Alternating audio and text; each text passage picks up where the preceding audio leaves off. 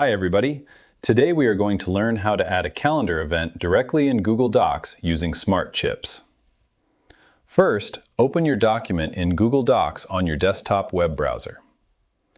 Click on the exact position on your page where you want to insert the calendar event. Type the @ symbol on your keyboard to trigger the inline Smart Insert menu. Scroll down through the options or type Calendar Events into the search box and select Calendar Events under the Smart Chips section.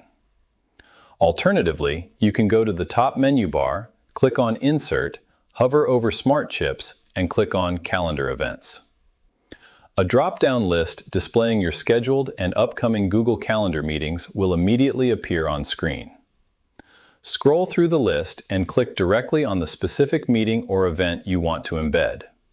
A dynamic Smart Chip displaying the event title will instantly appear right inside your document text.